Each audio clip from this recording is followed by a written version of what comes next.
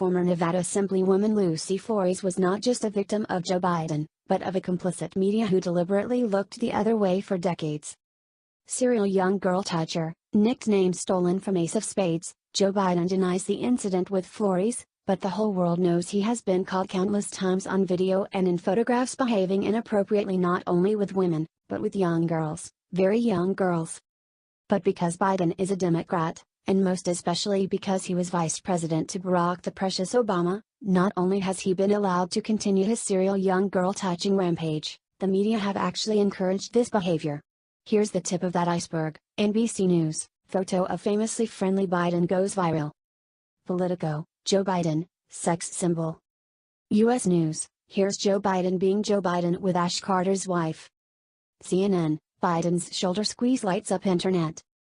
BuzzFeed, Joe Biden got a little handsy with the new defense secretary's wife, we've reached peak Biden. In fact, the cover-up of Biden's behavior was so important to the media that New York Times reporter Nicole Perlworth called on Twitter to censor images of Biden's numerous #MeToo moments. In the past 24 hours, a new alt-right fake news meme had emerged of Biden as predator. How will it Twitter handle? She screeched. And as proof of this alt-right conspiracy, Perlworth linked Richard Armand Mills, who was using images and video of Biden culled from a notoriously racist outlet known as C-SPAN.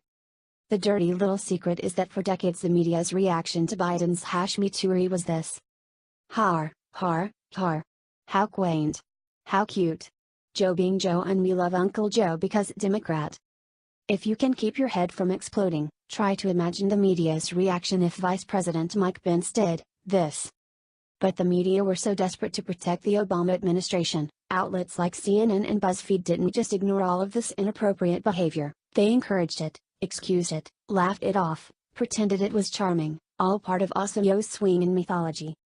And this is why Lucy Flores wasn't protected, because in 2014, when, Flores alleged, Biden touched her inappropriately, she lived in a world created by the corporate media where it was not only okay for Biden to touch women, it actually boosted his cool factor.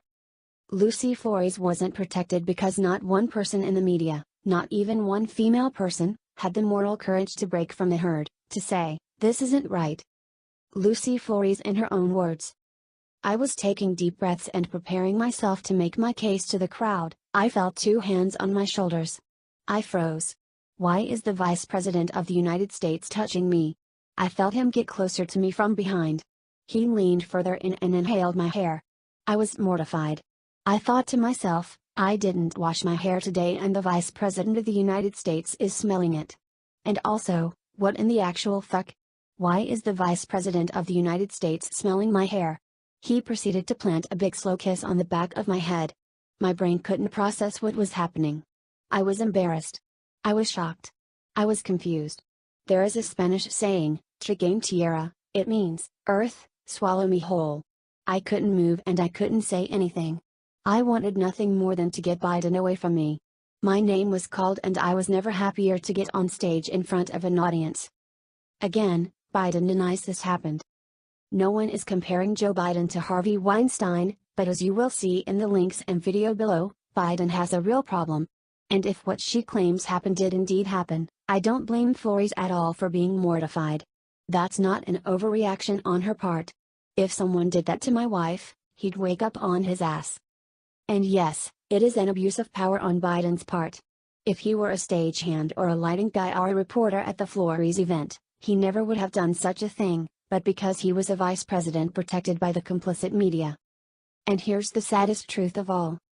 It would have been breathtakingly easy for the media to get Biden to stop this behavior you know they all talked about and TS-gate behind the scenes. One little news cycle would have saved heaven knows how many women from Uncle Joe's creepy young girl touching, but partisanship reigned, the media did nothing, and by doing nothing, became complicit in all of Biden's #MeToo moments. And, my God, look at them all,